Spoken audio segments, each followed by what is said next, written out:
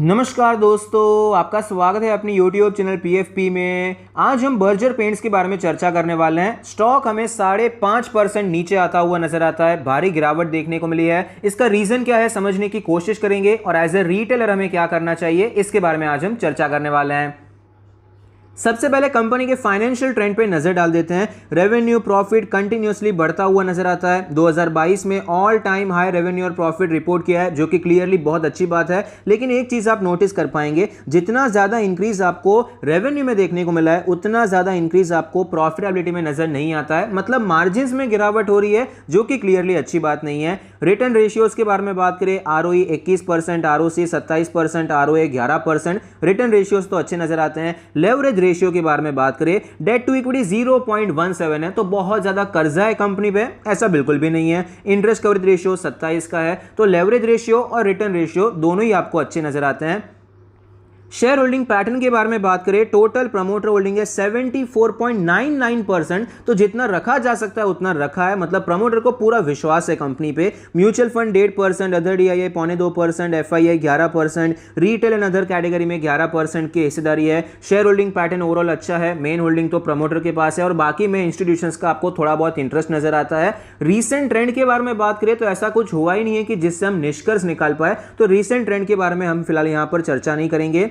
Valuation के बारे में बात करें, PE रेशियो 72 है, प्राइस टू बुक रेशियो 15 है। पेंट सेक्टर में यहां पर वैल्यूएशन गलत दिखा रहा है। हमने एशियन पेंट में भी डिस्कस किया था कि किस प्रकार से सेक्टर का वैल्यूएशन गलत नजर आता है। बर्जर पेंट को अगर आप देखेंगे 72 का P रेशियो है, एशियन पेंट का 100 के आसपास ट्रेड कर रहा है, तो इस हिसाब से आपको थोड़ा बहुत ये डिस्काउंट पे नजर आता है। लेकिन ओवरऑल देखा जाए तो 70 का P रेशियो भी एक्चुअली सस्ता तो नहीं होता है।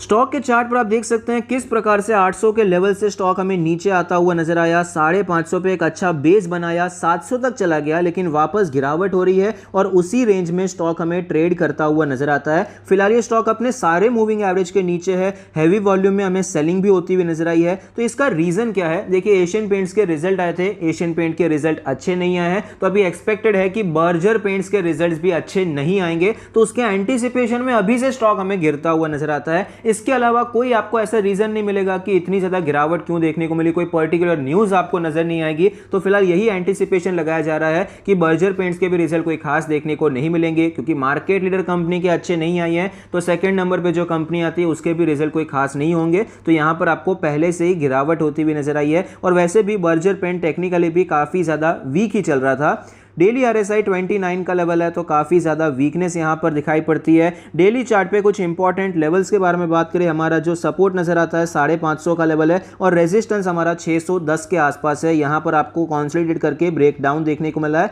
तो ये लेवल स्ट्रॉन्ग रेजिस्टेंस है। वीकली चार्ट पे चलते हैं। वीकली चार्ट पर आप देख पाएंगे हमारा सपोर्ट तो वही रहेगा 550 का लेवल, लेकिन हमारा रेजिस्टेंस 650 तक शिफ्ट होता हुआ नजर आता है, क्योंकि वीकली चार्ट पे यहां पर आपको प्राइस एक्शन देखने को मिला था गिरावट का, तो 650 का लेवल रेजिस्टेंस है वीकली चार्ट पे। मंथली चार्ट पे चलते हैं। मंथली चार्ट पे यहां पर सपोर्ट अब भी सेम है, लेकिन रेजिस्टेंस शिफ्ट हो जाएगा, 700 का लेवल हो जाएगा। तीनों टाइम फ्रेम हमने देखे और तीनों टाइम फ्रेम में रेजिस्टेंस आपको अलग होता हुआ नजर आया, ऊपर ऊपर जाता हुआ नजर आया प्राइस एक्शन के हिसाब से, लेकिन सपोर्ट वहीं का वहीं है। 550 का लेवल बहुत ही ज्यादा इंपॉर्टेंट सपोर्ट है। 2020 में ऑल टाइम हाई था, फिर यहां पर ब्रेकआउट हुआ। अब ये स्टॉक ऑलरेडी एक बार तो टेस्ट कर चुका है, वापस नीचे आ रहा है, तो ये काफी ज्यादा इंपॉर्टेंट लेवल रहने वाला है। तो ऐसे सिचुएशन में एज ए रिटेलर हमें करना क्या चाहिए? देखिए, अगर हम शॉर्ट टर्म के लिए काम करना चाहते हैं तो क्लियरली अभी तो फिलहाल हमें बर्जर पेंट को अवॉइड ही करना पड़ेगा। स्टॉक में बिल्कुल भी स्ट्रेंथ नजर नहीं आती है, स्टॉक काफी ज्यादा वीक है।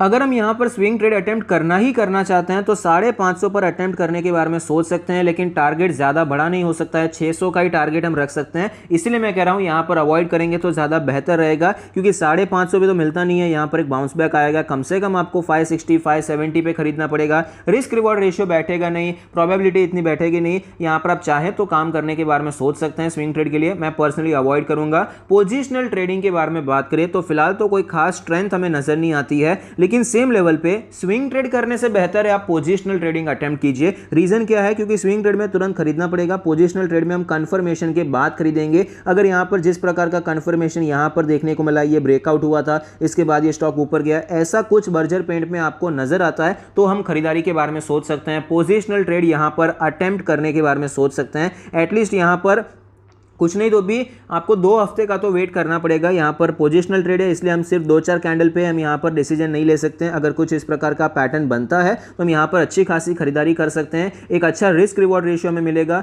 अगर हम ये 700 का टारगेट पकड़ेंगे तो भी बहुत अच्छा रिस्क रिवॉर्ड रेशियो मिल जाएगा। तो पोजिशनल ट्रेड हम यहाँ पर प्लान कर सकते हैं, लेकिन फुल क्वांटिटी में बिल्कुल भी नहीं। 20% क्वांटिटी से 20 से 25, ज़्यादा से ज़्यादा 30% की क्वांटिटी में हमें प्लान करना चाहिए। अब लॉन्ग टर्म के बारे में बात करते हैं, क्या हमें यहाँ पर निवेश करना चाहिए? ये गिरावट हो रही है तो क्या ये मौका है या फिर धोखा हो जाएगा, इसके बारे में चर्चा करना बहुत ही जरूरी है।